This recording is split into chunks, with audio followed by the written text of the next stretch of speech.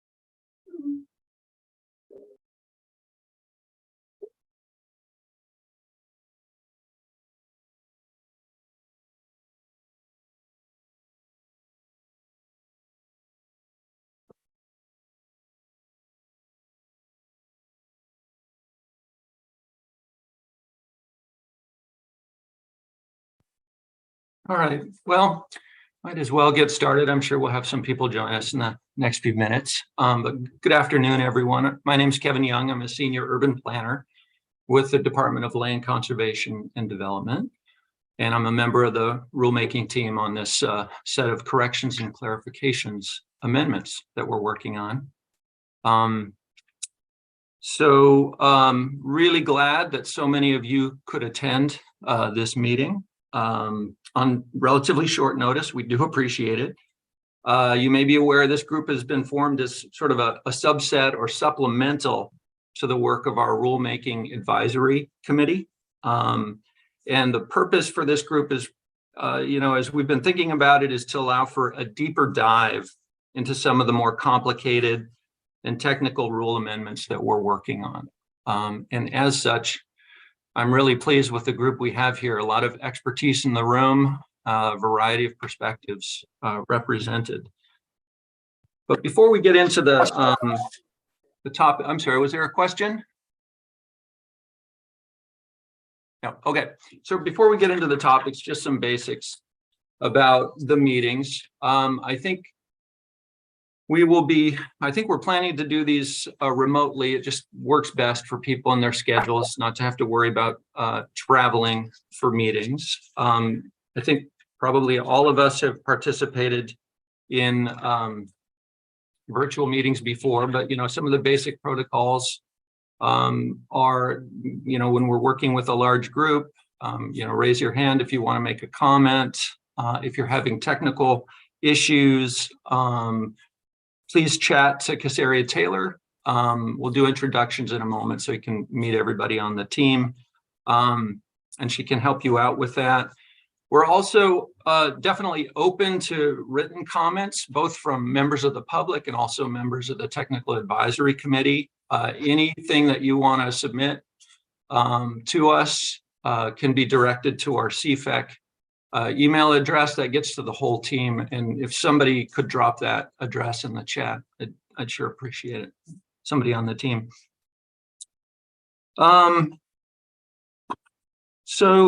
As with all virtual meetings, we recognize this is a large chunk of your day. If you have other things you need to attend to, feel free to, move around, whatever, as you need to.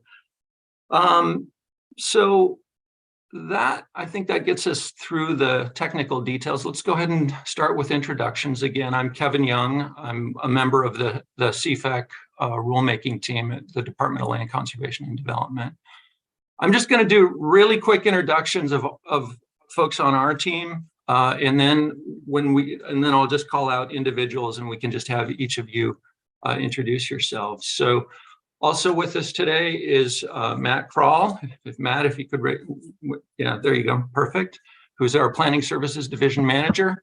Ryan Marquardt is our Chief Cook and Bottle Washer back there, who is doing great work for us behind the scenes on some very detailed stuff. Evan Manvel is with us. He's kind of led our work on parking and equitable outcomes in the rules. Bill Holmstrom is our anchor on the transportation planning rule and a variety of other things. And Cody Meyer is really our expert in scenario planning, greenhouse gas, the whole history of our work in trying to reduce climate pollution, and has a host of knowledge in a variety of areas there. We also have our deputy director, Kirsten Green, joining us. I don't, unfortunately, I think, Kirsten, you have another commitment, but thanks for joining us for a portion of your time. Yep, today. no, thank you, Kevin. I was just struck because I thought that I was the chief bottle washer, but I'll have to go see Ryan after this meeting and discuss who does what behind the scenes. Thank you. Perhaps Ryan is the deputy bottle washer. I'm not sure. I'll be the deputy. Anyway, thanks, Kevin. Okay. Back to you. Okay, there we go. Also happy to see Thea Croman, a member of our housing team, is listening in for us. We will be talking about the intersection between housing and CFEC rules, not at this meeting. We have only 2 hours and a lot of stuff to cover. So we will be getting to that, I think, at our next meeting. Let me make sure I haven't missed any other staffers. Oh, Casaria Taylor, oh my goodness, the most important person here is our technical wizard and helps keep us up and running behind the scenes. So again, if you're having technical issues, chat to Casaria. She keeps us honest in a lot of different important ways. And I think I also saw staff from ODOT, so I'm not seeing all the names on our screen, but I want to make sure Teresa Conley is here and Zach Horowitz, also from ODOT. And they are very important collaborators on our work and on our climate work in this effort. So, all right, without further ado, I'll just call like 3 names and have you, if you could just give us your title and your name, title, affiliation, that would be great. Let's start with Damien and then Dan and then Mary Kyle. Good afternoon. I'm Damien Cernick. I'm a senior planner with the City of Bend's Growth Management Division. Good afternoon, everyone. I'm Dan Reardon, senior planner with the City of Forest Grove. And I think I was next, Kevin, is that right? Mary Kyle Yep. McCurdy, Deputy Director with 1000 Friends of Oregon, sitting in the legislature because there's a hearing I'm involved with that's going on too, so I will cut out at some point. Thank you. Thank you, Mary Kyle, and Damien and Dan. Let's next have Skylar and Jeremy and Samsung SM-F9. I'm sorry, that's all I know of. I think somebody's joining us by phone there. Hi everyone, Skylar Warren, senior planner with the City of Tigard. Everyone, Jeremy Rogers, Director of Legal Affairs and Public Policy with the Oregon Realtors. And I'll have to drop off about halfway through, but Brock Nation on our team is on and we'll finish out the meeting as well. Thanks.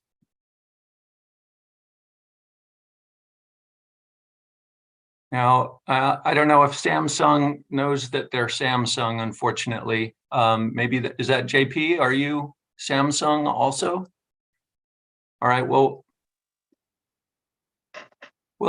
okay, go ahead. If you could introduce yourself. There we go. Hello. That's not me. Oh, I'm not is that you, Creed? I'm not Samsung. This is Creed. Okay, it's showing up. You're showing up as Samsung, Creed, but thanks for joining us. And tell us your affiliation, please. Oh, okay. That's the device I'm on. Okay, yeah. Very good. Creed Eckert, G&E Planning and Community Development Director for City of Tangent. Right, and I'm not sure how much of this is going to be pertinent to our tiny little jurisdiction or if I even really belong on this group, but I'm going to sit in and I'll be a little bit in and out too. I have other tasks, but I'm interested and thank you for having me. Great. Thanks for joining us, Creed. Next up, JP, and then Austin, and then Neil. Hi there, I'm JP McNeil. I'm a planner with the City of Portland's Bureau of Planning and Sustainability. I think you meant me, Kevin, Heather Austin, with 3J, or is there an Austin? There is an Austin, but Oh, that's okay, sorry. Heather. Go ahead and do your introduction and we'll jump to Austin next. Sorry about that. I respond No worries. to Austin as well. I'm with 3J Consulting and I'm the contract planner for City of Gladstone. Hey, no worries, Heather. Austin's a great name. This is Austin Barnes, Senior Planner with Marion County. And then this is Neil Bonsgard, Climate Transportation Policy for the Environmental Center. All right. Next, Joseph, and then Brock. I'll give you a chance to introduce yourself, and then Phil. Joseph Off, Transportation Systems Engineer for the City of Hillsborough.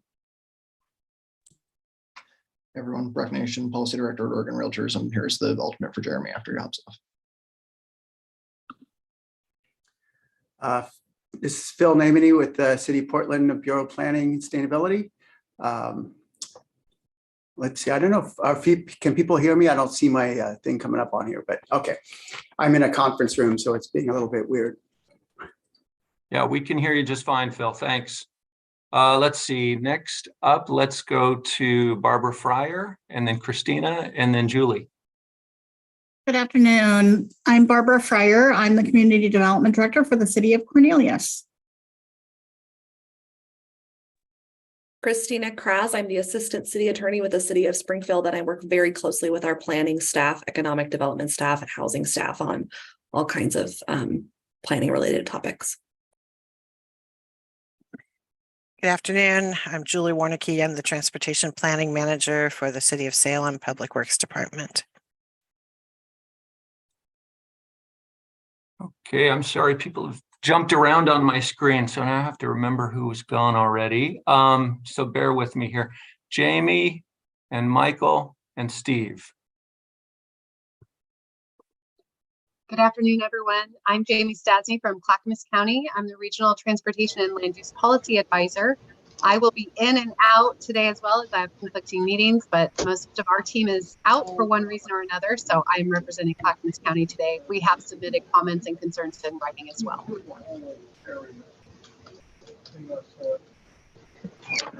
I'm Michael Liebler, City of Springfield's Transportation Planning Engineer. Work in a lot of transportation engineering, traffic operations, and development review all over the place. And I'm Steve Kelly with Washington County Planning. All right, wonderful. I think maybe that's everyone. If I've missed somebody, please introduce yourself. Oh, Ryan, I'm sorry, I see you. No worries. Ryan Dyer with the City of Milwaukee's Planning Department. Anybody else? No. Okay, good. Hey, Cody, would you mind going over those process overview slides just to give kind of a frame of where we are in the process and the role of the TAC in relation to, yeah, that would be great. Sure. Hi, everyone. Cody Meyer with the LCD. You just want to kind of, I think several of you might be a little new to the process. So I just want to take a second to give kind of like a framing of like what we're doing here and where we're going. So this is also available on the rulemaking page. It just shows like the overall game plan for what's happening here. Our commission has initiated rulemaking or has told us to begin rulemaking. And we have advisory committee meetings scheduled. The rulemaking advisory committee is the formal body that we have advising staff as we prepare the rulemaking amendments. We were asked to also stand up a separate technical advisory committee, of which you are here a member of, and thank you. So that is technically like a work group of the rulemaking advisory committee. We're going to be meeting over the next, I would say, let's see, probably sometime between now and September, as we put together rule proposals. As Kevin said, we're going to be taking a deep dive here, I think, on taking shorter amounts of topics to you to have a little bit more discussion. And in the meantime, LCDC is going to have a public hearing before they have their they're meeting to consider the rule adoption in November. Let's see. What we know so far, we don't have every meeting scheduled, but just kind of like an overview of where the RAC and the TAC are going to fit in is here we are on June 1st. We've already had one RAC meeting, and then we have one scheduled for June 12th. We're looking to schedule, probably put out a doodle poll for you all to have a second meeting with you somewhere in like mid to late June. Then we have a LCDC public hearing on July 27th. And we definitely think we're going to be scheduling more meetings after that between the November LCDC meeting. So those are kind of to be determined at this point, but that's the plan so far. Right. Fantastic, Cody. Thank you. Appreciate that. And so I trust folks received the materials. I know it was short notice, but Cody emailed materials, the agenda, and then some background information to you yesterday. Our agenda for today is pretty straightforward. After this step, we're going to really dive into the rules. What we've done is after the first rulemaking advisory committee meeting last week, we sent out a survey and asked, which of the rules are of most, the ones that people want to talk about the most. And based on those results, and it was a limited sample, I'll tell you, it was, not as many folks completed the survey as we had hoped. We've identified some of the key rules for discussion today.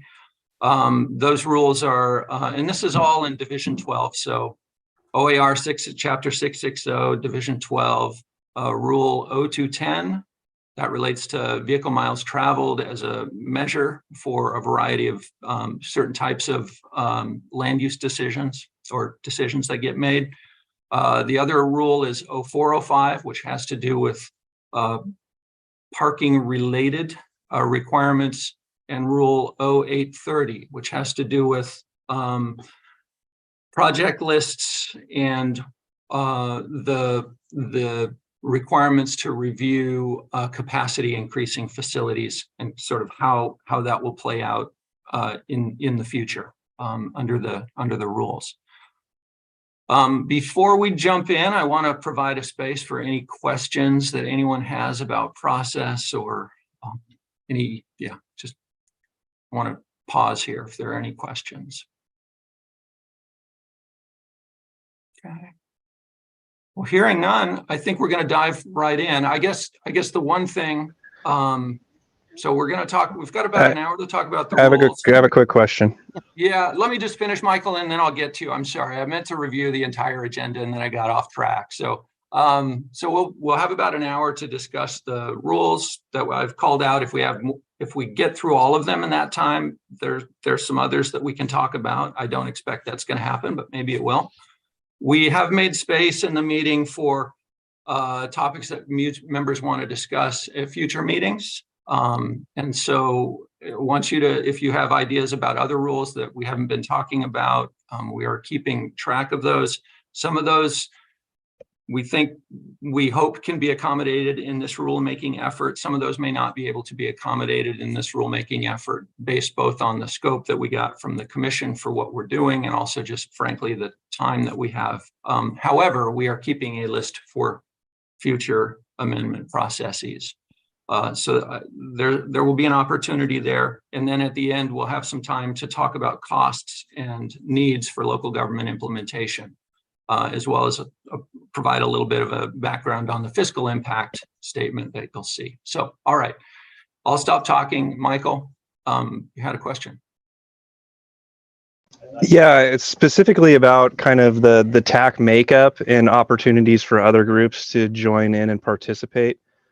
Feeling a little lonely here in the engineering section, and also wondering if there's a broader cross-section of the development community and engineers and people who do traffic analysis associated with land use regulations and land use applications that can be invited to this group to provide their perspective on how this could be or how it affects their applications. Sure, Michael. I will say, I think, you know, we've had a fairly short time to kind of stand up this committee, but we've cast the net pretty broadly to all of the local governments who are charged with implementing some element of the climate friendly and equitable communities rules. Certainly, we also reached out to members of our rulemaking advisory committee, and several of the members here are from the RAC, but certainly not all of us.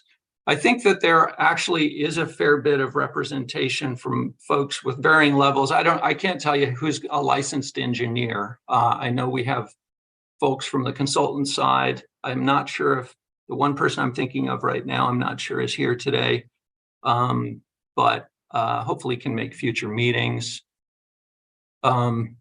Certainly Zachary's got that level of expertise. Thank you for that. Joseph, I consider you to be very much an expert in this field as well.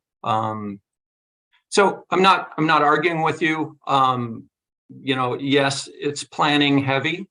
We have a lot of planners in the room. That's kind of, you know, a lot of the rule oriented stuff tends to draw planners, but we're certainly not discouraging engagement from others. And quite frankly, if there are other folks with expertise that you want to encourage to come to the next TAC meeting, that's okay. This isn't a limited group at this time. Okay, great. Thanks. Good to know. Yeah. Was there another question?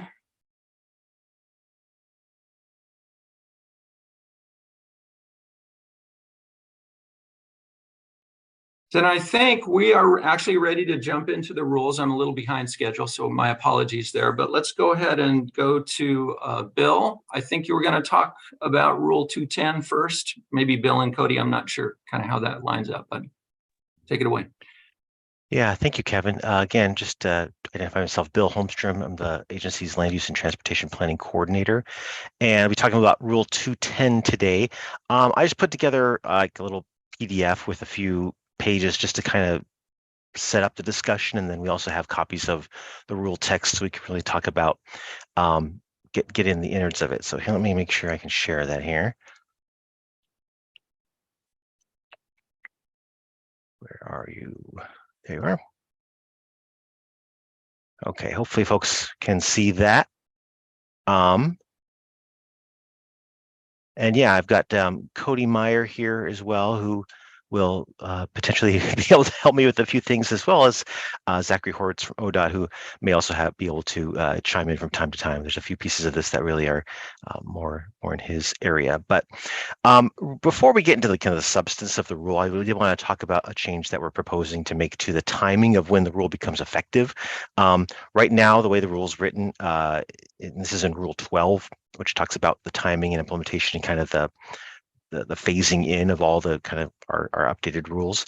The rule becomes effective on June 30th of next year, so about a little over a year from now, about 13 months from now. So I think we heard that, you know, maybe not everyone's going to be ready for that, whatever form this ends up being in at that point. So this rule, along with another rule, we've decided, we've made a proposal to shift that date to line up with the date of the major transportation system plan adoption. So that for most folks, that's going to push it back a ways before this rule even becomes effective, and that's something you have to do.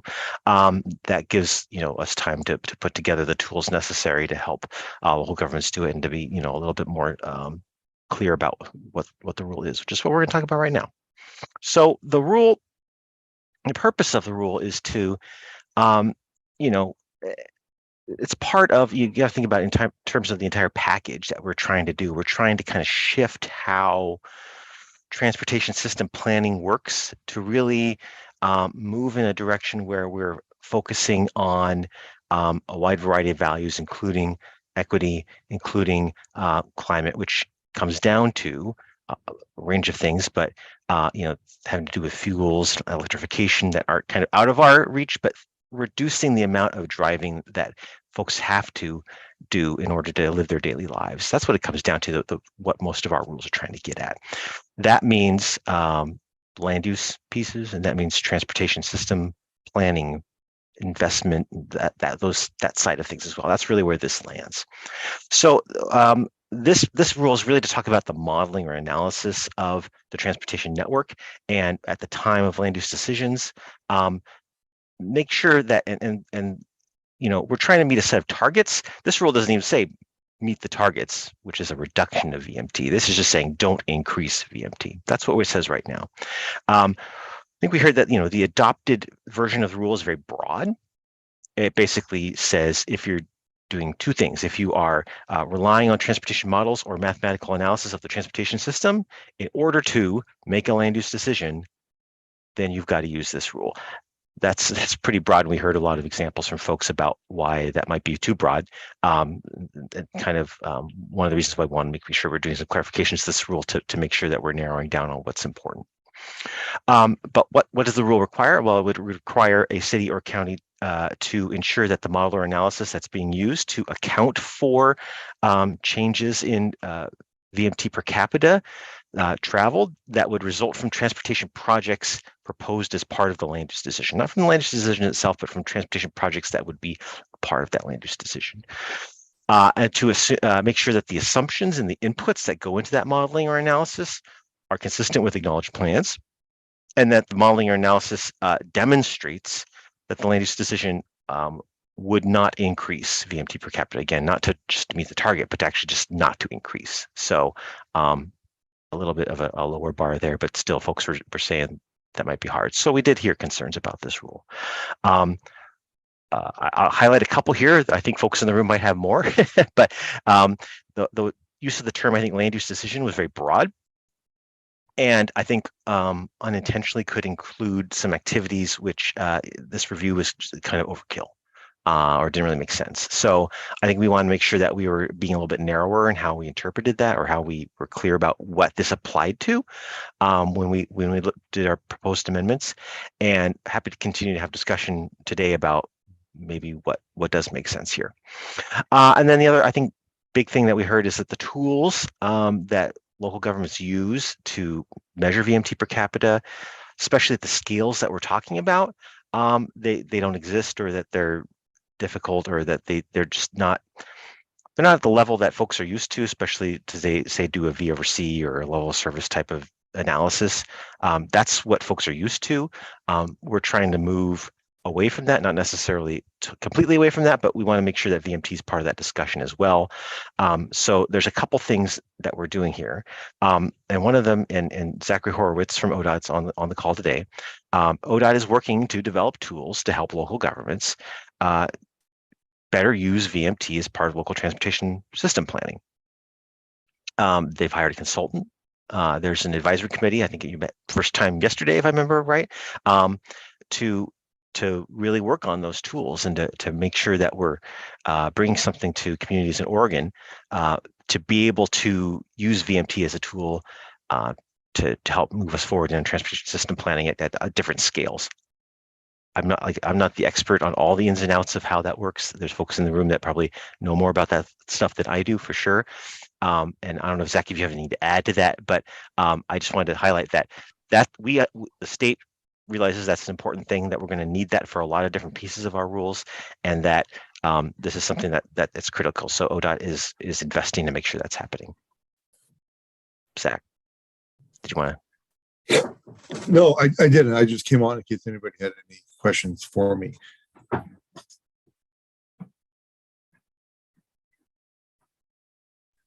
So I think at this point, yeah, the floor is open. I see some hands, starting with Christina. Go ahead. Okay, I'll put my hand down so I stop. So I've got a couple of questions. I think my first question is, it seems like maybe the intent behind the new subsection 1 was to say that only functional plan amendments, acknowledged comprehensive plan amendments, or amendments to land use regulations, including the zoning map, would be covered under this rule as a land use decision. Is that the correct intent? And if that's the case, I have a follow-up question suggestion. Yeah. Let me get there. Unless someone has a question about the Zach's and ODOT's implementation piece of it, I'll just go ahead and scoot on to the rules. Okay. I do have a question probably that ODOT can answer, but if you're not ready for that yet, I'll just wait, sorry about that. Sure. Yeah. No, I just wanted to make sure that, there's a couple pieces here. There's the rulemaking, the changes to the rules that we're proposing, but there's also kind of the implementation piece that's happening. And I just wanted to make sure that we had a chance to address that if someone did. Okay, I do have a question about that, but it's more of the substance of what will be included in that rather than the timing. Okay. Is that a good time to ask that question, or should I? About the ODOT piece of it? Yeah, the ODOT Yeah. piece. Okay. Sure. I think I'm wondering, is ODOT going to do any rulemaking or put out any formal kind of agency approved guidance on? I guess my question is around de minimis changes. If you look to other jurisdictions that have implemented VMT reduction requirements, land use decisions, they have, like state of California, for example, has sort of de minimis, certain types of development or certain categories that are just considered de minimis. So you don't have to go and do a full engineering analysis for every application that might otherwise fall under the scope. Like I'm thinking about if we change our, in response to FCC decisions, we change our small cell regulations that are part of our land development ordinance. Do we have to do a traffic analysis to determine if we're increasing VMT per capita on city streets to show that we meet the rule because we're not? And I think my question is that something ODOT's going to do as a rulemaking follow-up to this, or as, formal sort of guidance on how to implement, or is that something that should be baked into the rule now if there are going to be de minimis or presumptive no effect categories of development? Yeah. And Zach or Cody may be more familiar definitely with the California pieces and the fact that, we've had a state nearby that's blazed a trail for us here. Which is helpful, but I think some of that probably belongs in our rule and our rulemaking that we can talk about here in a second. And ODOT doesn't have that same rulemaking authority, but they definitely have Zach, you can talk about exactly the publications you're talking about putting out there or updating, but there is definitely some publications that ODOT's going to be putting out. Well, I guess I'll take that quick answer about ODOT guidance. The short answer is yes, that's exactly what we're developing as part of our consultant contract.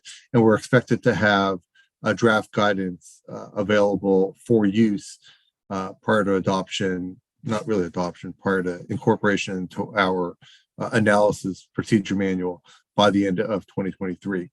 As far as the de minimis component, I actually will turn that maybe back over to Bill or Cody to see if that is if that's their understanding from the intent of the rule. I do know that California has incorporated that kind of rule. We also have other transportation planning guidance throughout the state and local jurisdictions that also relate to a de minimis component, not necessarily related to CFAC, but related to, let's say, trip generation, which is where a lot of it comes from. So as far as de minimis, I'll pass it back to Bill. I'll just say that it was brought up at the advisory committee yesterday, Zach, that so folks asking about like different thresholds, and then obviously for like where these aren't significant. So it's something we're thinking about, and I think it's a great suggestion. We can mark it down to look like where's the best place to put it in rule and guidance, or in one or the other. And I guess I'll maybe add on to that and say that at least as far as the analytical component, a lot of the rules here in Division 12 and from the analysis point of view will really be done at the plan level, at the transportation system plan level, among other things. Once you get down to individual parcels or real small changes, those are the type of analyses, if we are required to complete them through DLCD's interpretation, that those may be similar to what's done in California, where there are some simple to use calculators. So you don't have to do a full blown analysis. You can just sort of make a small comparison for whatever changes are under study. And is ODOT providing the tool for the parcel specific level? That's a good question. I think the goal of our tool development is to not be overly prescriptive. So to use at least an engineering analogy, a lot of times the analysis for a volume to capacity ratio is required to use a highway capacity manual. but we don't necessarily mandate that you use this software program or that software program. So in the question of this, it'll be an explanation and a procedure on how to do it or what needs to be done. Or we may have an option for a tool that can be developed and used, but it's not something that's going to be or should be required by any individual jurisdiction to use. But there'll be something that is available to use and at least the methodology explained if there are other tools available that we want to pick from. Correct, at least the methodology explained, absolutely.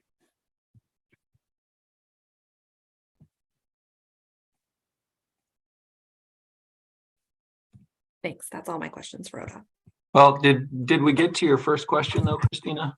No, I've got other questions on the text, but we can hold on those. Oh, yeah. Let's just talk about the ODOT piece and the implementation if we can for now, and then I just have another little bit about the rules itself and our proposal, and then we can get into the detail for sure. So Barbara, did you have a piece on that? Yes. So it's my understanding from my read of the the existing regulations is that the vehicle mile traveled per capita applies to land use decisions where a local jurisdiction would require a traffic study.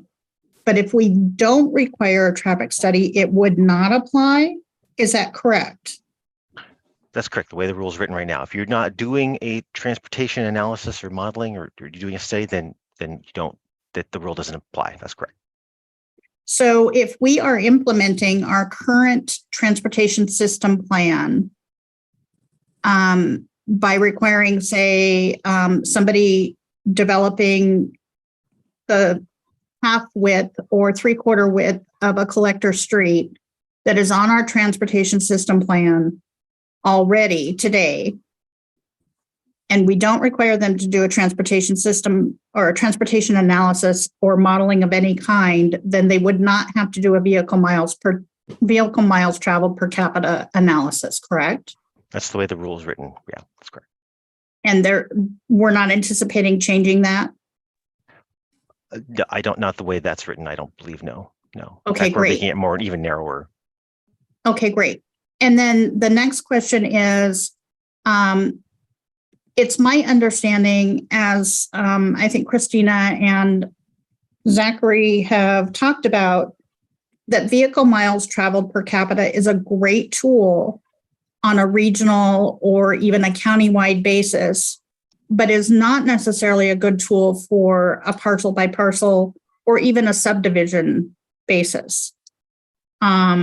So I'm wondering where the information is going to come from to help ODOT create the model, and who will be involved in creating that model for, say, a subdivision that has to put in new streets, because that will obviously increase vehicle miles traveled per capita.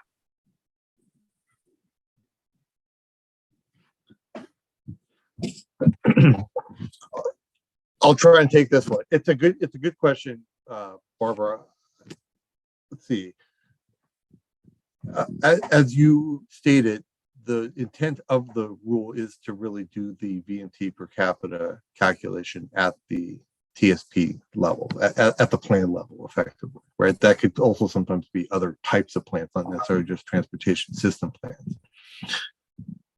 There are difficulties getting to the type of resolution and the precision that would be needed to do it at the parcel level. That is something that California has, I feel, continued to work through over the 10+ years of SB 843. And we're going to be looking at that analysis. And we actually have consultants that have had worked on that before and are sort of using both our consultants as well as our staff at ODOT to sort of try and work through that.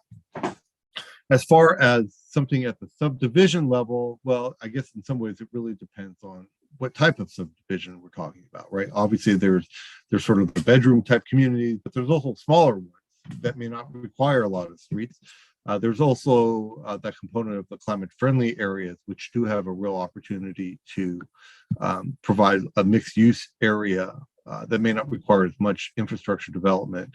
And the expectation there, at least from the published research, is that those areas generally have a smaller amount of VMT per capita than you would normally have sort of at a citywide level. So I guess it's hard to sort of use that as a particular example of an area that might do it.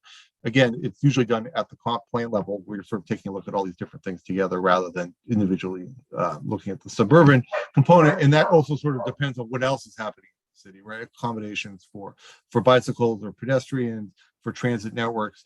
So it's a little hard to parse it out. I think your thinking is pretty much right on the right track. These are these questions that we are wrestling with now. And I suppose while you may not be satisfied with a wait and see type of thing, you're asking the right question. This is what our advisory and working groups are looking through.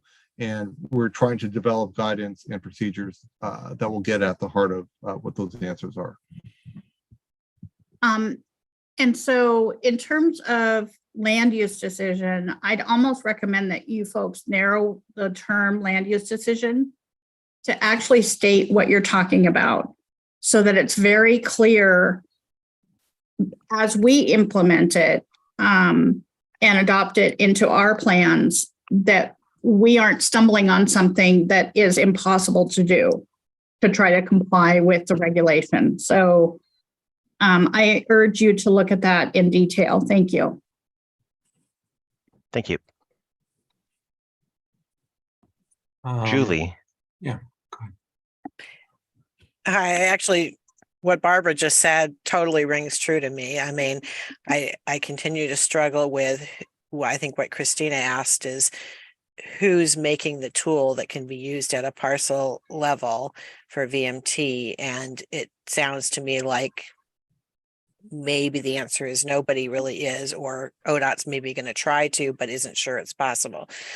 So I think it would be better just to amend the rule to recognize those limitations. And then if a tool can be developed, then maybe write the rule that already is informed by what tools are available.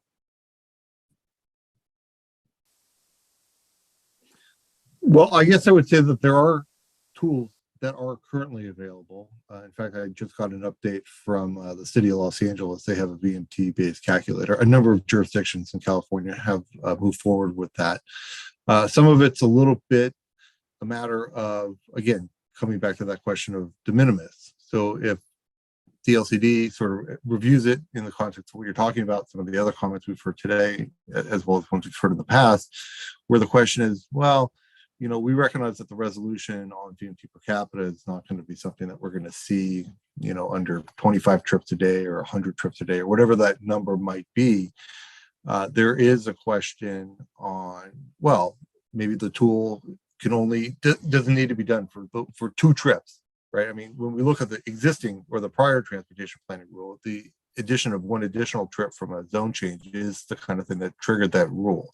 So there is at least sort of that context and historic aspect of the application of the rule for small number of trips.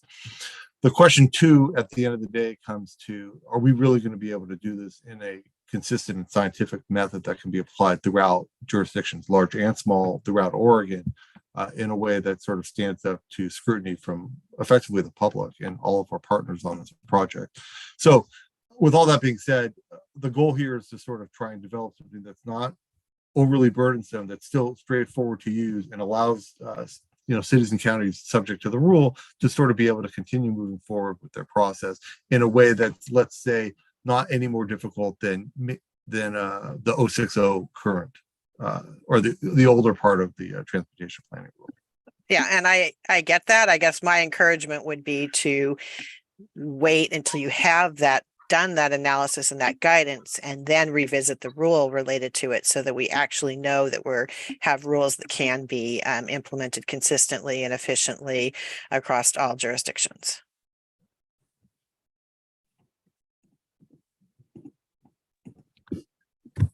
Yeah, and Thank you, Julie. And I'll also just say, as far as the timing goes, as I said at the very beginning of this, we are talking about adjusting the timing to match up with the TSP. If it looks like for some reason that we're not going to have the tools, I think our staff's open to making a different adjustment to that, to if we need more time. But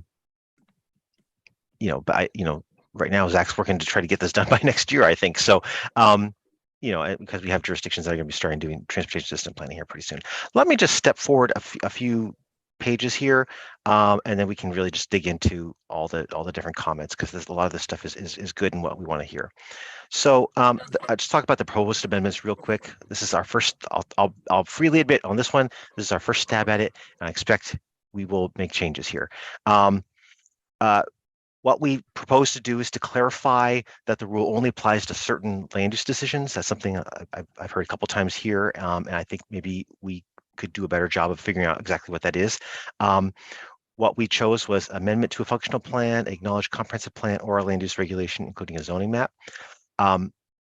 We exempted expansions of an urban growth boundary, specifically because I think we heard from at least one jurisdiction that that's potentially really difficult to make that finding. And one thing we don't want to do is stand in the way of if there's land necessary for needed housing. We want to make sure that those UGB expansions happen the way they're supposed to happen, and our rules don't want to get in the way of that. So everything we're doing around UGBs is consistent with existing rules around that, and or statutes around that, and so we don't want to add more onto that for sure. And what this does is really aligns the categories with the categories in Rule 60, which are familiar to local governments, but maybe that's not the right set of categories, and maybe adding kind of a de minimis or having some sort of threshold there for what you need, what kind of size this needs to be in order to trigger this kind of review would be smart. So absolutely open to looking at that sort of thing. But that's where we started. Which is already, cut down quite a bit from where we started with the adopted rule, which is just any land use decision. The other piece we did is we limited the application of the rule to transportation models that those that just project future volumes of motor vehicles. It's possible that there's other things out there. We heard about safety, for example, and sight distance. If we have to, use a tool to determine sight distance at a driveway, and there's a land use decision attached to that, is that something we need to look at VMT? Well, no, of course, that's silly. So, that's an example of something where we wanted to make sure that wasn't part of it. So, if there's other analysis for other things that are happening other than motor vehicle capacity or volumes, then we don't even have to worry about this rule. And then we wanted to be clear that the land use decision could include actions to reduce VMT per capita. It's not a requirement. It's not something you have to do, but if that's something that the land use decision included, that's clearly then in the rule allowed. So those are the main thrust of the changes that we proposed. Happy to have discussion and listen to folks now. Thank you.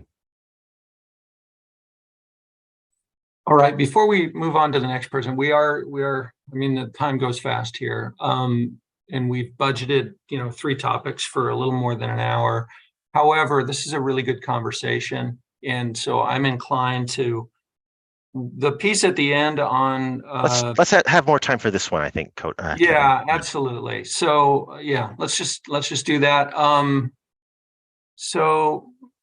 Why don't we go back to Christina? You had a question, and then we'll pick up from there. Go ahead. Hopefully make this really quick. My question is, except for the UGB piece of it, is this intended to be the same scope of the type of amendments that are already covered in 060? And if that's the case, then I would just encourage you to take out the words land use decision, because that's not used in 060, and try to match language that they say amendments. So they say, 0601 is an amendment to functional plan, all of that, blah, blah. And then later on, when you read the rule, it talks about the amendment would. I think the confusion is around land use decision, which in normal local government speak is not a term, even though legally a PAPA is a land use decision. When we talk as planners and local government staff about things, we like discretionary use, conditional use permit is what we mean by land use decision, and PAPA is a different thing. So I think that's leading to some of the Sure. confusion. If you could mirror the language, Yeah, that good would be idea. helpful. Yeah. And then I If we think end up also- keeping that, then Yeah. yes, yeah. And then also, I think just being clearer on what does an expansion of an urban growth boundary mean, because urban growth boundary expansions get adopted in different ways. Sometimes the UGB expansion includes the transportation system plan components with that UGB expansion. Sometimes those are deferred till later and done separately. And so I think there needs to be more clear advice about what does a UGB expansion, what does it mean that UGB expansions are exempt? Like Springfield's adopted a greenfield UGB expansion area for economic development, partly because of the state mandates around housing. We've had to shift focus from implementing that UGB expansion area to other work, but we, at some point we'll need to adopt transportation system plan elements for that UGB expansion area. Are we mandated to ensure that doesn't increase VMT per capita if those are the only changes that we're making, or under this rule, or not? I think is a question for me. And I'll just jump in, Christina, and say those are really good questions. And I think you're providing a really important perspective. As a follow-up for anyone in this meeting, if you have a proposal for how this might be written differently, please provide that to us. That can be helpful. So, Bill, unless you had a response, I'm going to move on to Mary Kyle. No, I think those are great comments, and glad we're recording this. And let's just keep listening to people for sure. Thank you. All right, Mary Kyle. Thank you. If you're exempting UGB expansions, where, or remind me if there's somewhere else, where will that assessment of the VMT per capita be done for UGB expansion? Because it is per capita, it's not total VMT. So there should still be a goal of not increasing VMT per capita. Actually reducing VMT per capita if we're going to meet our climate targets. Correct. Yeah. So I want to remind everybody that, this kind of a belt and suspenders approach here.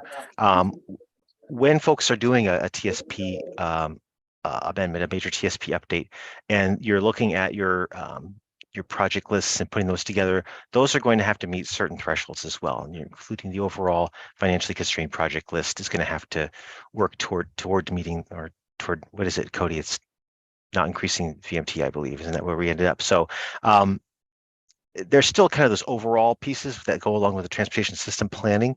I think we're just really cautious about UGBs and making sure that we're staying clear. We don't want to add anything on to what's already statutorily required for those, and so I think we're just being very cautious about that. But obviously, after that's been brought into the UGB, you're doing system planning for the entire community, including that areas that's recently brought in. The whole thing is going to have to work toward meeting that goal, of course. Okay. All right. Thanks, Bill. Let's move on to Damien. Thanks, Kevin. I've got 3 questions. Should I rattle them all off at once, or do you want to take them one at a time? Okay, I see shoulder shrugs, so I guess I'll start with one at a time.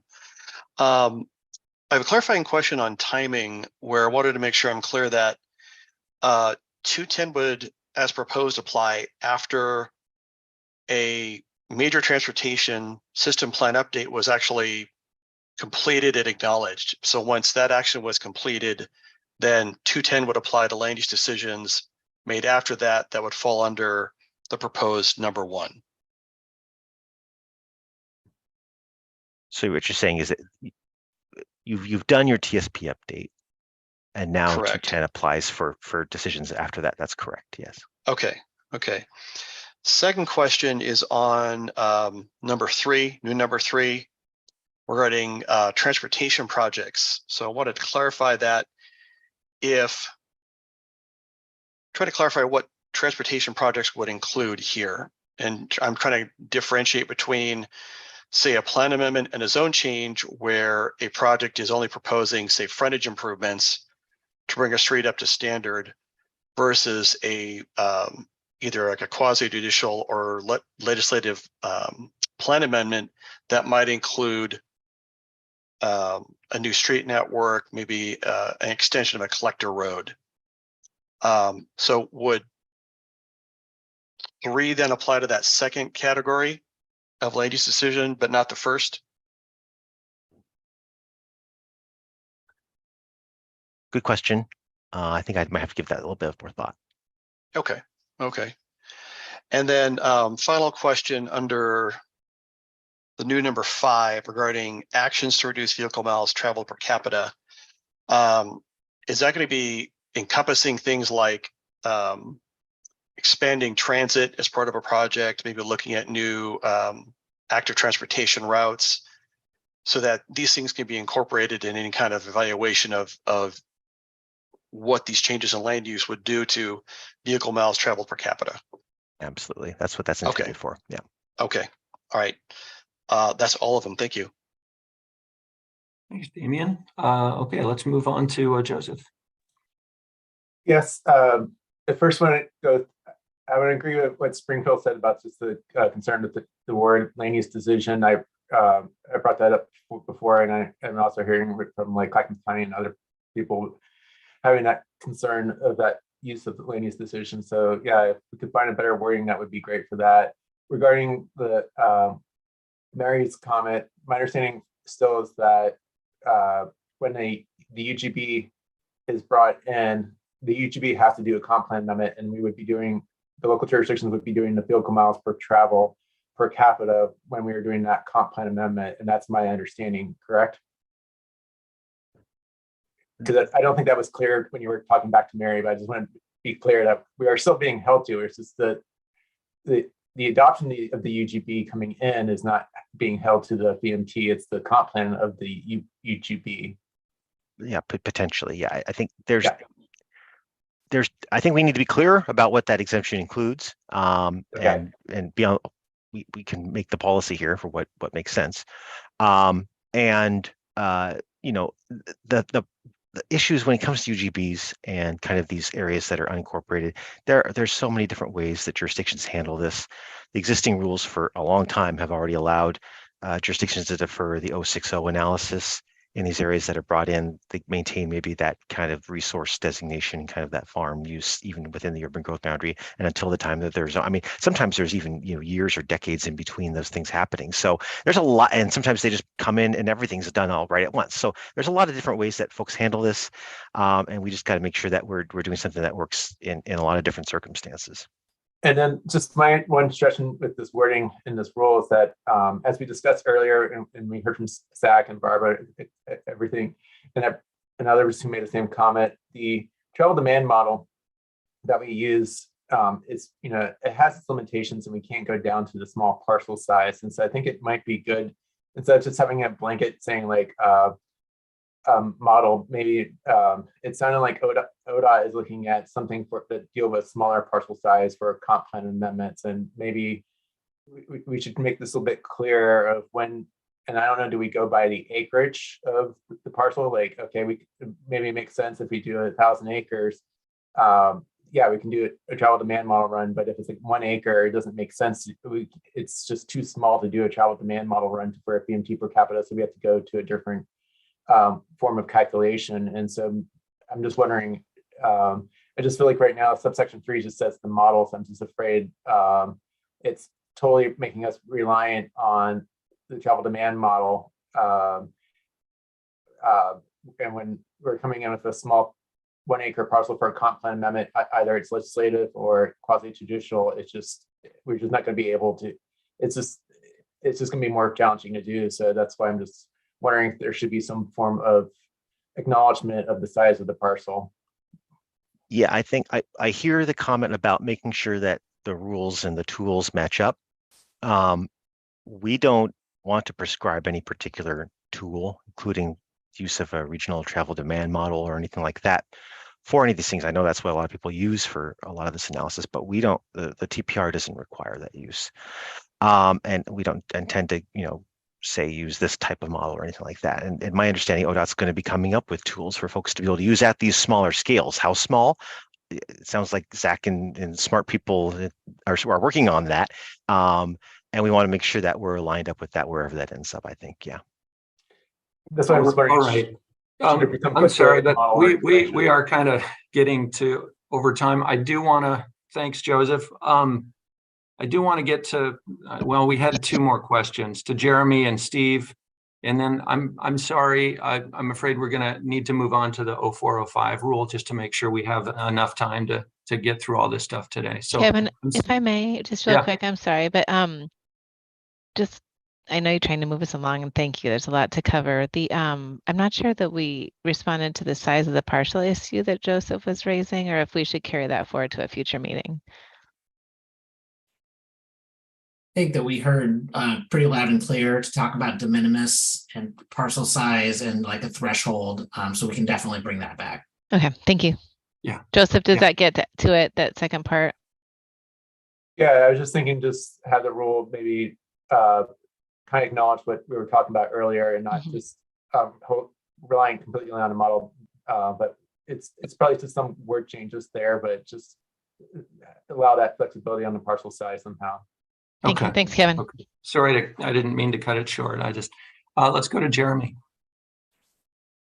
Hey, thanks. And I'll try to be fast because I know we want to move on. But one, just wanted to appreciate the inclusion or I guess the call out of the exclusion related to the urban growth boundary expansions in defining land use decisions. And I appreciate the clarifying questions on that, but I encourage you to not define that too narrowly because, Bill, to your point, we don't want to get in the way of needed housing. And if the effect, the reason why we're doing UGB expansions is we need to build more housing, and that may result in increased VMT. I think we have to be willing to accept that in order to simultaneously meet our housing goals, which is something we're trying to do as well. So, but then the other thing, I think the comments that were made about maybe revisiting, holding off on this rule, and revisiting it once the models are actually developed makes a lot of sense to me, because I think it's difficult to try to move forward with this now when you have a lot of cities out there not even certain that the technology exists or understanding what system they're supposed to be using to be able to comply with this rule. So I would encourage you to take those concerns seriously. My next point, Bill, you had mentioned that you were trying to clarify that this is related to the transportation projects proposed as part of a land use decision. And that's clear from 3, but I think that's less clear in 5. And so I think just taking a look at the way that 5's worded to make sure it's also clear there that that's what you're talking about, I think would be important. And then on 5 specifically, this is the new 5, sub 5, I think 2 things. One, I think it needs to be a little clearer that we're talking about a no net increase standard. And so it may be that like a particular transportation project or facility standing alone would increase VMT, but then other actions that are going to be taken at the same time would reduce VMT, and the overall per capita VMT is a no net increase. And I think that's what you're trying to get at with the statement that the land use decision may include actions to reduce. But the way it's written now, those 2 things kind of appear to me to be operating separately rather than explaining that we're talking about a no net increase standard. And then the final point I'll make on 5 is that it appears to me that we're not taking into account the shift in the vehicle fleet to zero emissions vehicles. And Oregon's got a statutory policy by 2030. And now that this rule isn't going to be in effect till 2029, by 2030, it's 25% of the overall fleet, 50% of new vehicles, and then 90% of new vehicles by 2035 that are to be zero emissions vehicles. And it seems odd to me that a community that's doing a very good job at electric vehicle adoption, and maybe even through their own actions because they're promoting EVs, they're putting in charging stations, they're growing rapidly the percentage of their fleet that's EVs, but yet they're still held to a no increase in VMT standard, even though they would have leeway to increase VMT, but still be reducing carbon emissions. And given the goal of the carbon emission reduction, it seems to me that there should be a way to account for that, focusing on emissions as part of this, not just on VMT. So sorry for so many comments. No. Hopefully that was helpful. That is helpful. I think maybe I'll hand it over to Cody here in a second, but we have definitely accounted for electrification and fuels. I don't know, Cody, do you want to take a stab at that? Sure. I just want to remind folks that statewide transportation strategy is the overall plan to get to our goals on, everything transportation related, and that even though EVs are a huge part of the solution, they're not all of it. So even if every car tomorrow was sold EV, we'd still be in the rears on our carbon emissions. So we need it all. And we actually need to be decreasing VMT per capita by 20% by 2050, in addition to getting all those EVs. And the reason is that it's a stocks versus flow problem. You have a stock of 4 million gas cars in Oregon today that are going to be around 2030, 2040, 2050. We're only adding a very small margin to that. So it's going to take a long time to turn that fleet around. All right, let's Steve, you've been very patient. Let's turn to you. Thank you. I'll try to be concise here.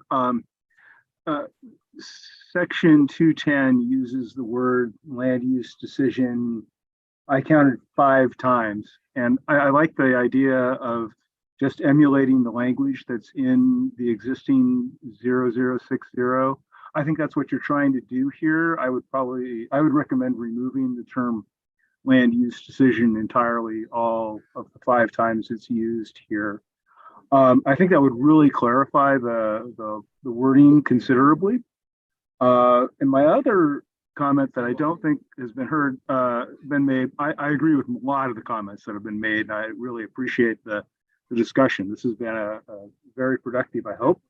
My other comment is on the description of the model or analysis here.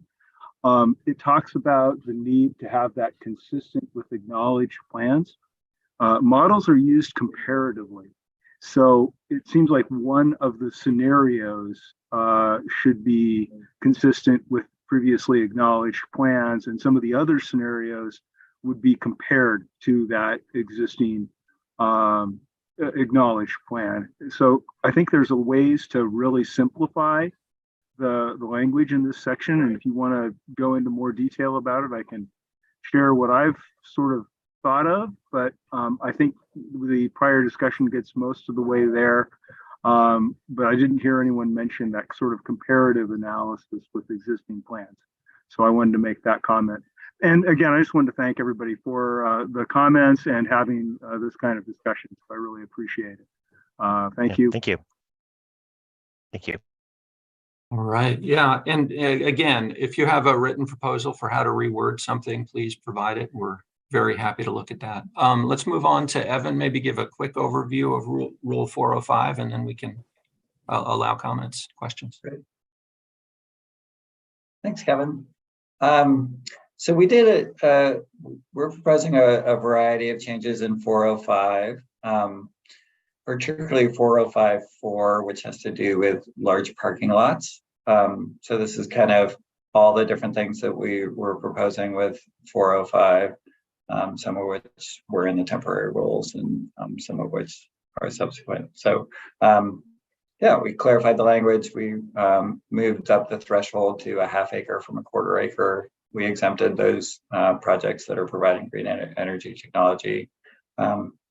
Really focusing on the new parking spaces as the measurement, not the overall for partial redevelopments. Providing the option to trees along driveways per a local government request. Made the tree canopy option more achievable from 50% to 40%, and tried to clarify our pedestrian connection provisions in that. So that's high level what we're proposing to do. And I will throw the language up there if it's useful for the conversation. But we mainly want to hear from you. All right, thanks, Evan. Comments, questions? Go ahead, Michael. Yeah, so I had one specific comment about pedestrian facilities between Belly interests and pedestrian facilities in the adjacent public right-of-way. And maybe we want to consider whether pedestrian facilities are available in that adjacent public right-of-way, or if there's a safety concern at that location that we want to direct traffic in a different way, such as limited access facilities or higher speed facilities, we don't always want to make a connection at right directly where a building facing, depending on if it's a highway or a higher functional classification, if there's a better route that we want to take people to. So maybe change the language or adjust the language, said instead of adjacent public right of way, adjacent available pedestrian infrastructure or infrastructure within adjacent public right of way, specifically for pedestrian activities. Thanks for that thought. We'll noodle on that. Go ahead, Barbara. So under the definition or under number 4, it talks about that includes more than 1/2 acre of new surface parking on a lot or parcel. I've already had some discussions with developers who have argued that parking, it includes only the stalls, not the drive aisles. So please clarify what you mean by parking so that it's clear and that we're all applying it consistently across all regions. And then in that very first section. And then when you talk about under E, the process to ensure ongoing compliance with tree planting and maintenance provisions, that is a significant burden for small jurisdictions. We don't have a landscape architect on staff. We don't have, we have parks maintenance crews, but they maintain the grass. They don't go out and look at trees. I just see that as a huge burden for smaller jurisdictions and maybe other jurisdictions as well, but at least a small jurisdiction, it's a huge burden.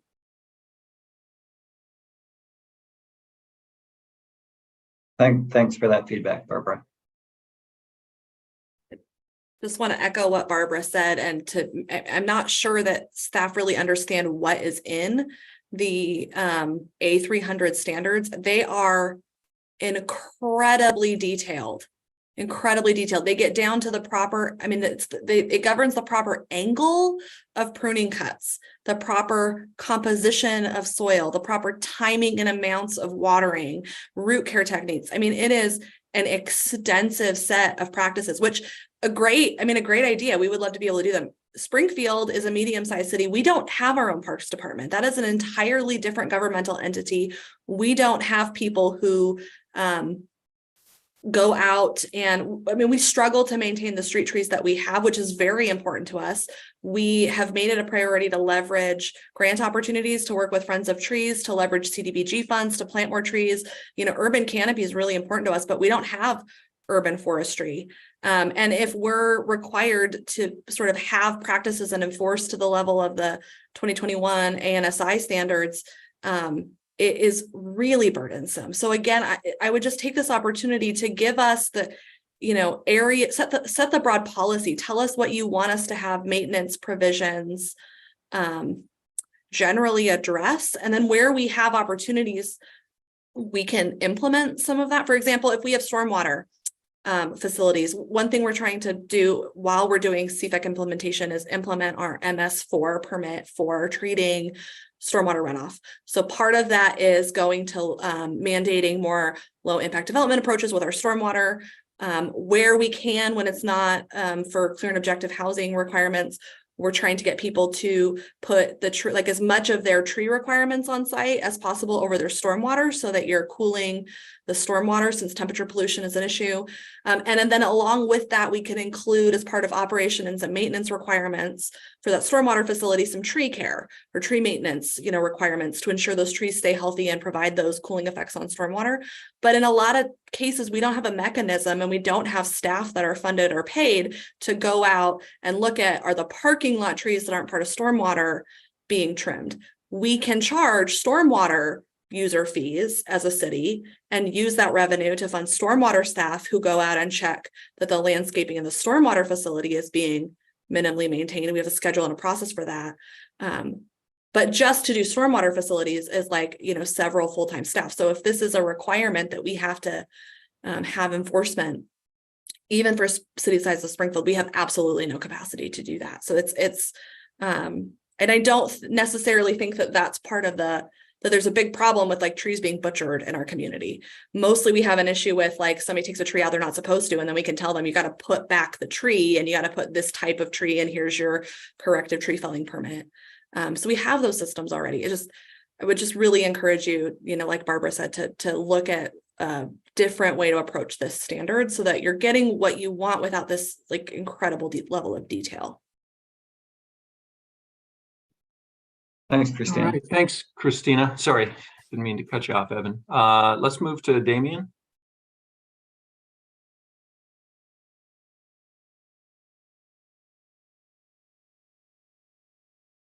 You're on mute, or I can't hear you. Can other people hear you?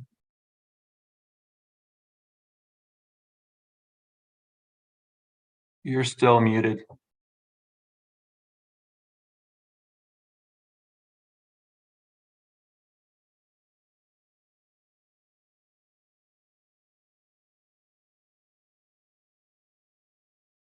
Oh, shoot. All right. Well, let's skip Damien for the moment. Damien, it might be the thing on the cord there. Sometimes I've done that before. Let's go to Skylar, and if Damien gets audible again, we'll go back to him.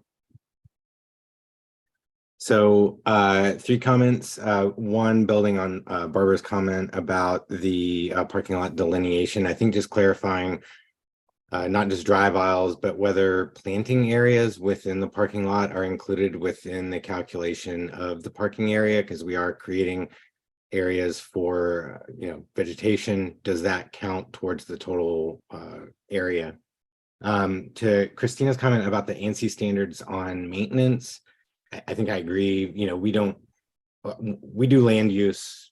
They come in for approval. Everything else is code enforcement of municipal code, or sometimes it's our development code, but rarely. And I guess my suggestion would be to focus just on the ANSI standards for planting. And I don't see those in here. It just says maximize root health and chances for survival. That's a little subjective, whereas the ANSI standards are not, and our urban forestry manual actually requires the ANSI standards for planting. That gets the soil volume, all that kind of stuff.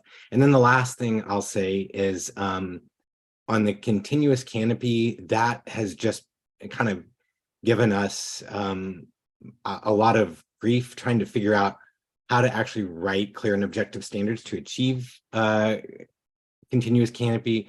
And I understand the goal behind it, support the goal behind it.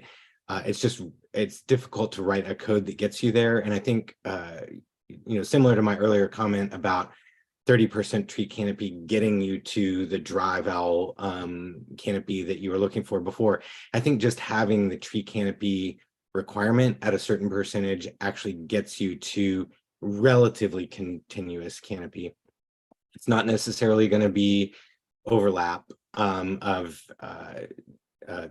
mature trees, but I would also argue that we rarely see trees reach the mature canopy that they would reach in open road conditions in a parking lot anyway. So continuous canopy would require some other level of determination of what is the maximal amount of canopy coverage that you get from a certain species of tree. So I think those are all my comments. I had some other ones, but they were all written. So I just wanted to add those in to the group here. Thanks. Great. Thanks, Skylar. Let's take one more set of questions from Brock. I'm sorry, Steve, I'm cutting you off there, but we need to move on to the 8:30 rule next. But go ahead, Brock. I'll just be real quick. I was just going to echo similar comments that, we all like having street trees, but the level of detail is, I think, a little bit much here, especially for smaller cities too. So just to echo those comments, but. Yeah, thanks everyone. Just a point of information, these were developed in partnership with the Department of Forestry. tree staff. So some real expertise went into that, but your expertise is also really useful in informing future decisions on this. So thank you. Kevin. Thanks a lot, Evan. Let's go ahead and turn to Bill. Maybe if you could provide a quick overview of the 8:30 rule, then we'll have some time for discussion of that. Yeah. I know we're pushing our time right now. Let me go ahead and share my 8:30 here. So real quick, Rule 8:30, I think most folks are aware, but I'll just give a quick overview. Purpose of the rule is to provide for an additional kind of review process for particular or certain roadway capacity increasing projects that would then be included in the updated transportation system plan. There's a couple of reasons why it's important. We want to make sure that we're really looking to see, are there other ways of accomplishing what we want to do without having to make investments in those roadway capacity projects, because that's not going the direction that we're trying to go overall with the transportation system planning and the rulemaking and everything we're trying to do here. We want to make sure that we're providing local review and affirmative local approval before moving forward with those projects. And again, we're trying to shift those patterns of transportation investment away from maybe excessive roadway capacity. Sometimes it's not excessive, sometimes you need it, and that's fine. But we want to be more cautious about that and move away from the status quo. And it's difficult to shift the status quo. It's difficult to change. So that's what we're trying to do here. In general, this is kind of just overall, before we get into the specifics of what we're talking about here, the rule only applies to certain projects. Subsection 1A of the rule talks about which projects it applies to, and then we've got a whole subsection B, which is stuff it doesn't apply to. So you got to look at both of those pieces together to see, is this a project that would even need to be reviewed in the first place under this rule? So anything that's in A, as long as it's not also in B, then you review it. But if it's not in A, you don't review it, and if it is in B, then you also don't need to review it. You can do this as part of a TSP update, and there's a lot of pieces of this that are going to be, you're going to be kind of going through these processes anyway as part of a TSP update. So it kind of makes sense to do it that way, but we've also built it so that you could do it between a major TSP update as well. You could do it independently. And again, I just want to be real clear about this because we've had some confusion. There's no secret or otherwise hook in here for DLCD to review these or approve these projects. These are approved and reviewed and approved locally.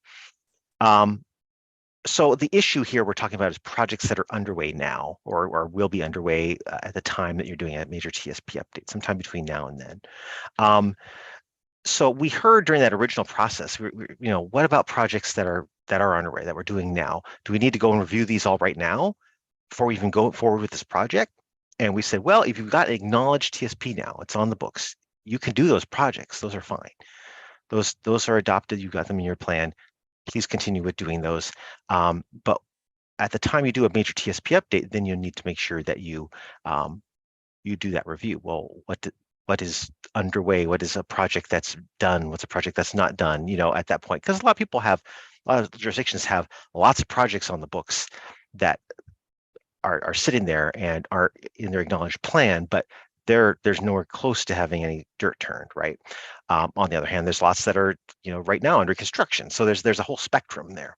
So we added a subsection. We added 1C. This was in the original rulemaking that the commission adopted last year to kind of cover that eventuality. Well, I think it became pretty clear that it was still too confusing and not clear enough. So that's why we were making a proposed change here, why we made a change actually in our temporary rules. Just to be real clear about this whole issue though that we're talking about, it's only a temporary problem, because in the future, after everyone's done their major TSP update, then there's no more of these kind of hanging out there projects anymore. So the concerns we heard mostly were about that threshold, and it was very unclear what met that test. There really wasn't a test in the way that we'd written 1C before, so we wanted to set out some thresholds that were clear for what that looked like. So we did some outreach to folks. We did a little bit of talking especially with the Department of Transportation, and trying to figure out what really makes sense here in terms of a marker that a project is at least, committed and underway. But, and these were adopted as part of the temporary rules, but we're bringing them here because people were interested. It was one of the highlighted things in our survey, and folks may still want to jigger, make some changes here, and that's fine, because, that's what we're here to do. So just for real quick, projects included in a general obligation bond that was approved by voters prior to January 1st, 2022. It was important to one jurisdiction in particular that had just had a general obligation bond, want to make sure they could do those projects that they'd promised to the voters, and we said that made sense. So that covers any jurisdiction that is in that circumstance.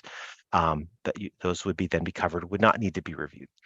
The project is included as a project phase other than planning, and either the STIP, an MTIP, a metropolitan, and there's different names in different regions, but the metropolitan, the MPO's transportation improvement program, or a adopted local transportation improvement program, your local capital improvement program.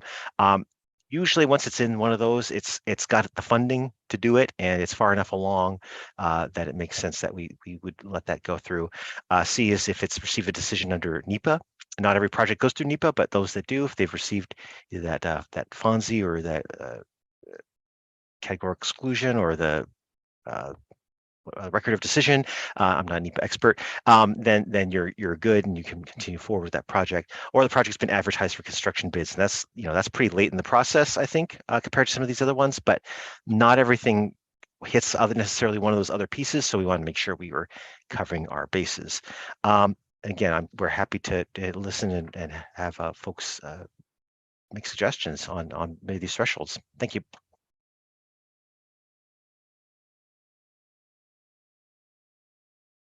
All right, very good. So yeah, we are, well, it's been a really good conversation, so we will continue. Barbara, I think you're first up on this. You're muted still, Barbara. Thank you. Sorry, thank you. So under B, or adopted local transportation improvement program, I think most local governments call it a capital improvement program.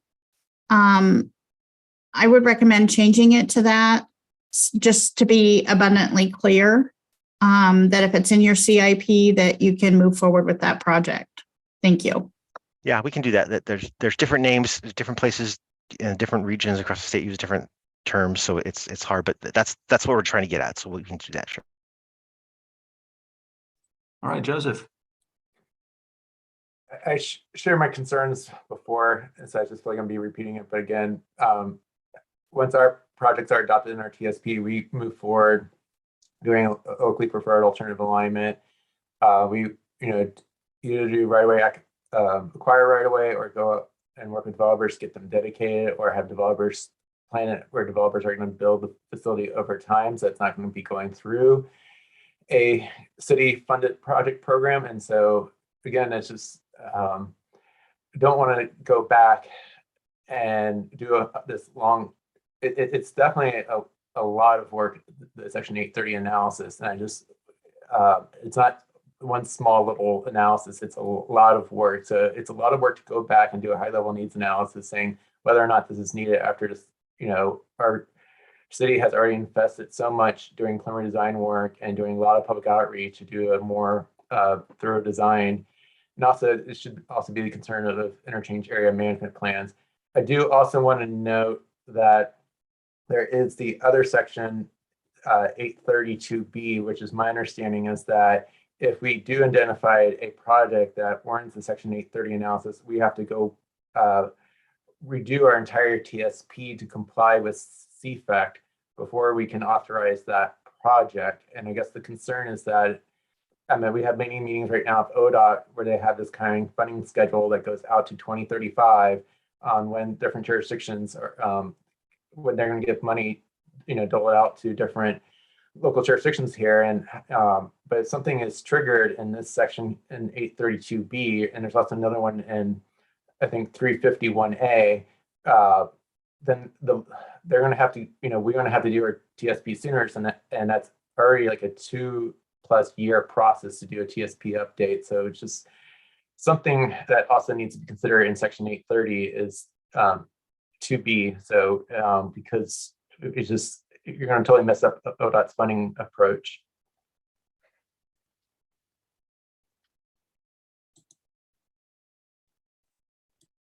Bill, in response to that, can you clarify when the Section 830 analysis would be required and how long a project can move forward until the analysis is needed? Yeah, so yeah, thank you, Teresa. So if you have a project in your acknowledged TSP now, you're welcome to move forward with it without going through the Rule 830 analysis. It doesn't apply yet because of this subsection that we're talking about. At the time that you get to doing that major TSP that you're talking about, that's when you need to start thinking, okay, which one of these projects have met this threshold that we're talking about here? Which ones haven't? The ones that haven't are the ones that you then need to review at the time that you're doing that TSP update. So it's kind of like, yes, it does say in that section you're talking about that you need to have a TSP that meets the updated rules when you're authorizing a new thing, but you wouldn't need to authorize it until you do the major TSP anyway. So they kind of work together that way. And I don't think there's any circumstance, I'm trying to think of where, we would require, I mean, we're not saying you can't do the review, but where the review would be required ahead of doing a TSP update. That's exactly what we're talking about here is this 1C. It kind of lets you do those projects without that review ahead of time, as long as it's in your acknowledged TSP now. Hey, but let me try to clarify. So let's say the city comes in with a comp plan amendment for 500 acres and identify in that 500 acres that we need to have a 5-lane facility. That would trigger, reading section 832B, that would trigger us to have to do a full complete update of our TSP before we can authorize that project for moving forward. That's the way that 2B, my interpretation of how 2B is written. So you're saying for a facility that's not currently on your acknowledged TSP. Correct. Yeah. That's when things would be triggered. That's correct. And then you need to do a TSP update. And that would mess up ODOT's funding schedule approach. Yeah, I mean, Teresa, I don't know if you want to plug in here too, but the schedule would need to evolve. Would be my response, and we're prepared to do that. We know it's not set in stone.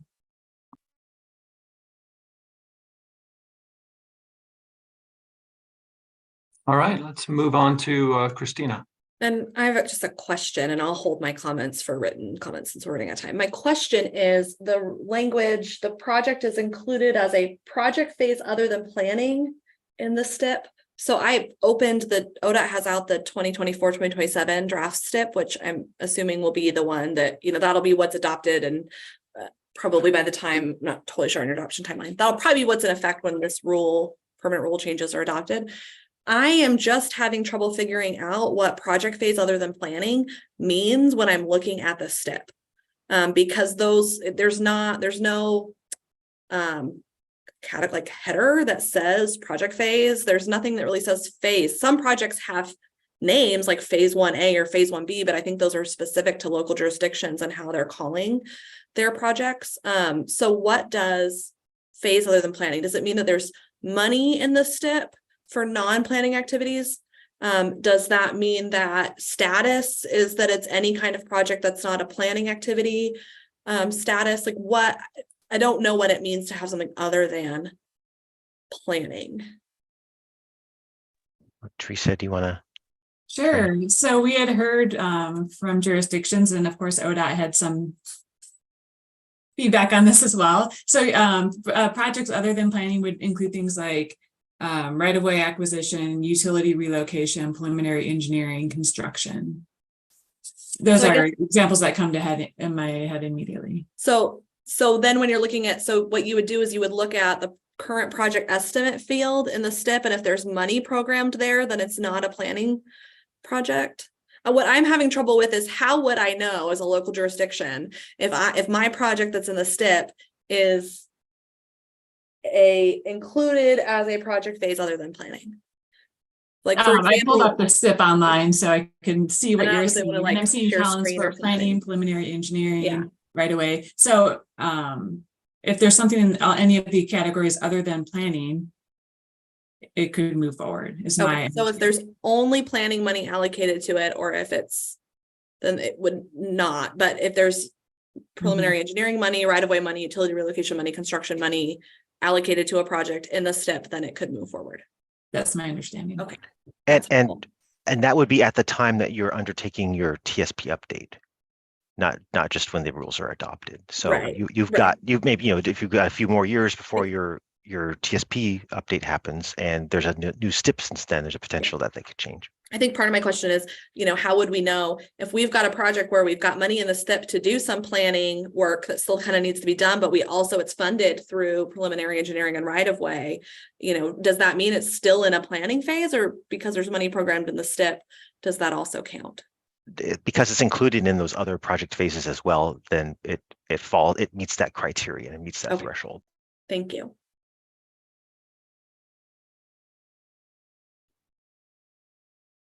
All right. Let's move next to Julie. Yeah. So in all this discussion, I found myself getting more and more confused. But so with the timing, so the city of Salem voters approved a bond measure in November of 2022. So not before January of 2022. It's a bond measure that's for, essentially 10 years worth of projects. And the way we work our CIP is we have a 5-year CIP. And so there's some of those 10 years worth of projects that will probably not be in our CIP for, another few years. So the exemption, if I'm understanding what the conversation is, would be that when we get to updating our TSP, and I think right now we're programmed to start working on that at the beginning of 2024 and finish in 2026. So when we are starting in 2024, as long as all of the projects from our bond are included in the CIP at that point in time, then they would be exempt from the additional analysis. Is that correct? Correct. And when we get to 2026, when we're adopting it, if new ones have come in, we would have, well, anyway, okay. We just have to make sure we get them all into our CIP in some phase other than planning before then. Yeah, and I think, frankly, maybe we need to clarify the rule here, but it says about when it applies, but I think it would be at the time of adoption of the rule, which means of the TSP, which means you need to be thinking of it those years ahead of time, like where are we going to be at that point that we're doing the adoption, and is it going to be on the CIP at that point? Otherwise, you wouldn't be exempt and you wouldn't be able to carry it into, or you'd have to do the review. So you just have to think ahead a little bit.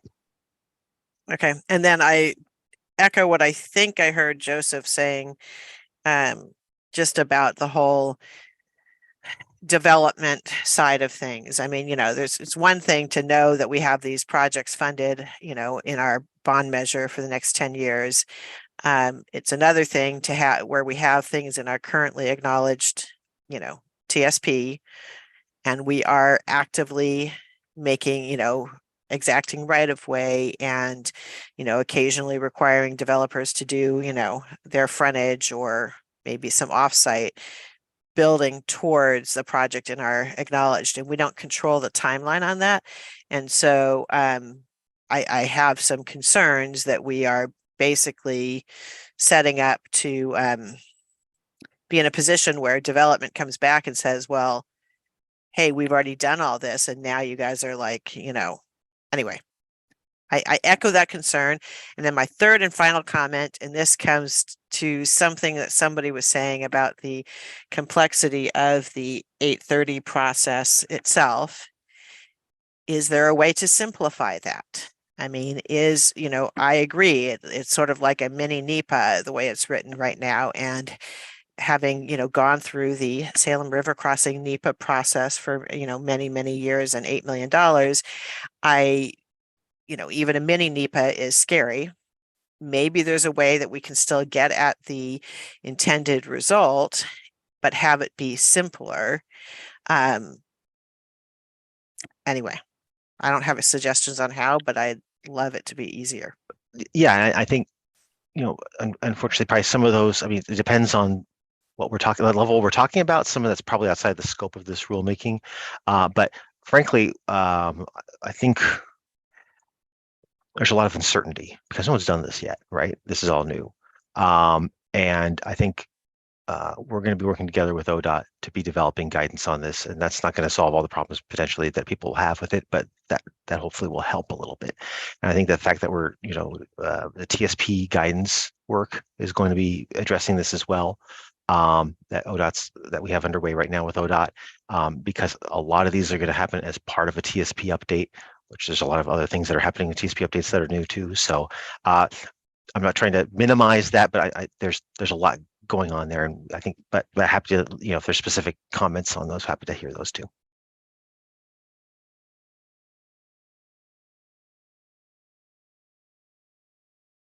All right, well, we got through the 3 rules. Took us a little while longer than we thought, but that's okay. So if you're looking at your agenda, we've decided, I think that we will be talking about the costs and needs to implement rules at our next TAC meeting. We just don't have time to cover that topic today. We'll be interested in your thoughts, and obviously between now and then, if you want to submit anything to that question, feel free to do so. I think we'd like to use the remaining time we have today to really provide an open call for members to for any other rules not scoped here or not that we have not yet discussed that we might discuss at future meetings. And this would be either things that we might be able to include in this corrections and clarifications process that we're embarked on now, or conceivably for the next round of rule amendments that would presumably come after November. So, Evan, did you want to lead this discussion? I think you're implicated on the agenda, but it's really just we want to hear from you, right? Yeah, we want to hear from you either orally. And some rules are great for group discussion, and some are really technical things that you can email us about. But we really want to know what you all would like us to discuss in future meetings. So feel free to jump in. We've got our list based on what the RAC said, but we want to hear from you. Brock. Just the ones that I have listed, and I'll just read them off real quick. 0315, 0320, 0330, 445, I think potentially 910 as well. And then I had listed that 4054E, but that was discussed a little bit today. I'm sorry, could you repeat that, Brock? That went pretty fast. What was it? Yeah, so 0315, 0320, 0330, 0440, specifically sub 5, potentially 910. Thank you.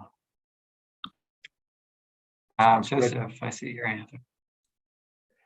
Yeah, I'd like to, I mentioned before the definition for separated or protected bicycle facilities. Again, I would like to see that be changed to a vertical element instead of a barrier that inhibits intrusion. And that way, because the current definition prohibits us, the city, who our default standard is a cycle track. And so I'd like to get that wording changed. The other is just the parking form section. I would like to dive into that more.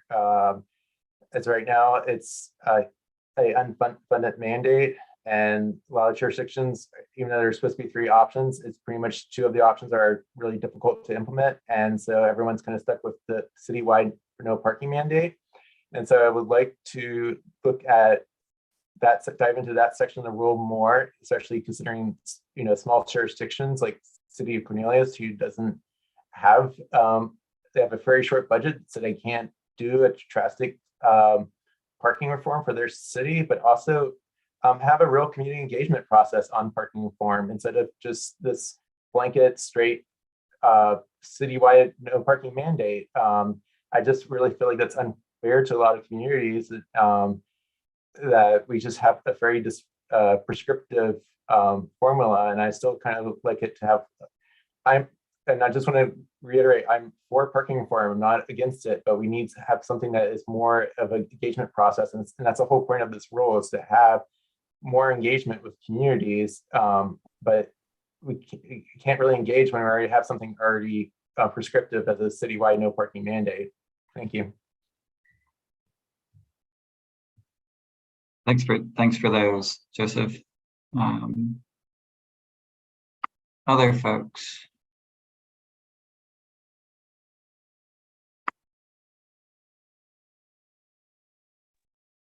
Barbara. Hi, so I would just say thank you to Joseph for bringing that up. I honestly have not had time to go through in detail all the items that we have spoken about previously. But the parking is an issue for us. Our entire city is covered by the 1/2 mile from our one bus line. We are bisected by TV Highway. We could have no parking mandates within our town center, and we have our current maximum parking within a 1/2 mile of, actually there's a smaller amount of parking maximum within a 1/4 mile, and then a larger within a 1/2 mile of our frequent bus route. But it really doesn't make sense to not allow us to have a parking mandate within that 1/2 mile area.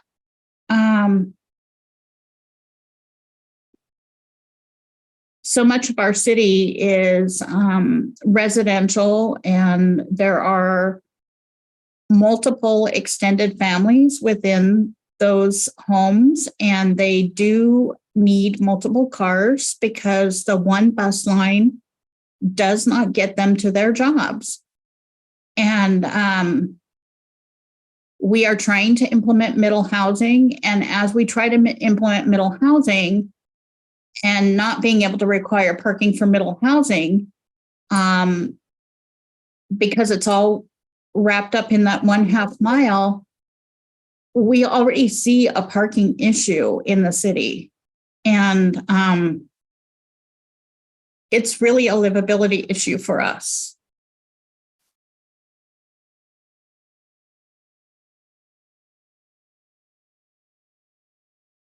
Thank you, Barbara.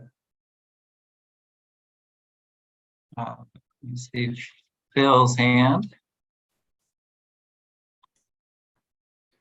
Yeah, hi. I just actually mine are a little more technical, and I figured since we have a few minutes, I'd just verbalize them instead of sending an email. I did want to check on the new kind of effective dates that are in 0012. I did notice you crossed out the provision for the accelerated date for March 31st for the EV charging. Are you guys putting in another date besides that? I know City of Portland, we did approve EV regulations to comply with that, but I didn't see where 0410 is actually referenced anywhere else there. And then right below that, where it got also the part that we have to waive our, the parking minimums for certain, certain types of development or uses or within things, that also got crossed out. So I just, for clarification, wanted to know if that means we're not supposed to waive the parking, any parking minimums we have, because we sort of have an informal process we're doing right now until we vote on the actual parking mandates. No, thank you. The reason we got rid of those is because those dates have already passed. The rules by default become effective when they're filed with the Secretary of State after the commissions approve them. So everything's effective unless you have a rule somewhere else that says, no, it's not effective until that, which is what we had. We kind of added some more time for those rules to be phased in. But those times have passed, so it's okay to cross those out. I think we might go back and rethink that a little bit in our next version. Evan and I are still kind of working out the details on that, but that's the reason why we did that. Okay. The only other thing I wanted to check on with back to the parking in 0405, I know we sort of ran out of time on. A question I had though was for the sort of changes to the part that was the street trees or the trees along driveways. There was the option to have a 30% canopy. I was wondering if you could take a look at the wording for that, because it said 30% of the parking area, which sounded like it might conflict with the 40% requirement. I wasn't sure if you were trying to get a 30% canopy over the driveway itself. So you may want to take a look at that. Yeah, thanks for that. So we'll double check that reads the way we want to read.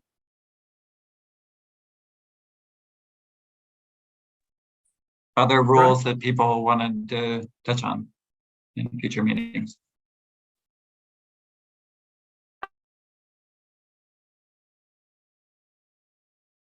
I was going to suggest if we have a little more time. Oh, I'm sorry. I see Skylar has something. That's okay. I'll just say, Brock, if you could maybe provide us with a little more detail, you could just send me an email on the rules that you want to explore and like what it is. That would be great. But let's go to Skylar, and then if we have time, we can, Brock, you can, yeah. I'll be quick on this one, but just on the topic of the EV charging, just the interaction with the state building code on that is a little odd. So I don't know.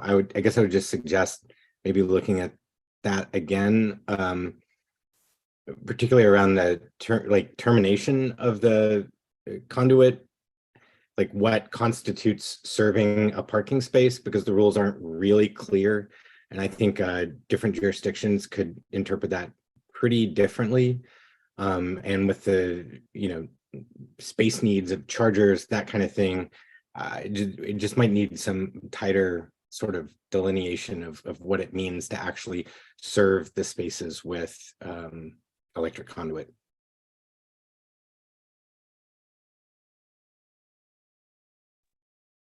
Thanks. Yeah, we'll have our lawyer talk to their lawyer. It's a hard, fuzzy line. So thanks for that, Steve. Thank you. Yeah, on the EV conduit, we have some concerns there about the changing of those requirements. I think the sections that probably need a little bit more deliberation are section 215. That could be, I think, clarified. And then I think section 180 has concerns, at least raises concerns with me. I've worked on the last round of the financially constrained revenue targets for the regional transportation plan update for Washington County. And I think the way section 180 is crafted is potentially going to have some issues next time we go to do the financial analysis and have that line up with adopted plans. So I have some concerns and some suggestions on both of those sections. And then I have a number of other minor concerns throughout, but section 330 in particular needs some additional definition about what the terms in there mean and how those can apply. And some of these sections are not, immediately going into effect. There are sections that are related to transportation system plan updates. So there's time for guidance. So if they're for this round of changes, maybe we, should focus on the things that are most pertinent right up front, with the recognition that some of these other sections may need some adjustment, like as was discussed with 210 earlier, as we see how this is actually going to play out.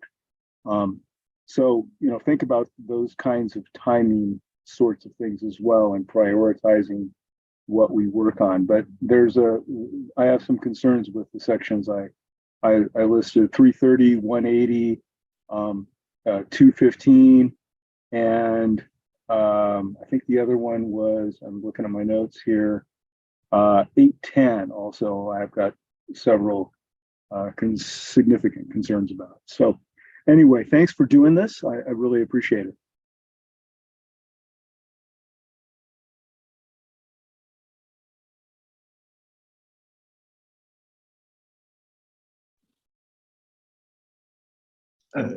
Kevin, I can give you a little bit more detail, and I think we'll probably send in a comment letter as well. But in 0315, specifically 1B and 2A, in 320, potentially number 9, and 330, one of them will be related to the parking access, circulation, and loading. 440 sub 5, about the public transit and how that mapping that with like the service frequencies and how that relates to parking. 910 I'm still thinking about, so I don't know if we'll include that one or not, but I'll include more detail in a comment letter. Thanks, Brock. That is helpful. Appreciate it. Well, all right. I think it's been a good conversation. Lots of detail. We really appreciate your time today. Let's see. In terms of next steps, we will be sending out soon a meeting request for our second TAC meeting. I think we're looking mid to late June for our next technical advisory committee meeting. We'll take what you've said today into consideration, of course, follow up with any written comments you wish to provide. We're happy to look at those. And then actually, let's see, as Cody isn't here, let's just go back to that schedule real quick, just to remind folks sort of where we are. I think I had it somewhere. Process-wise. Okay, I'm going to share screen here real quick. There we go. All right. So just as a reminder, we're just into June here.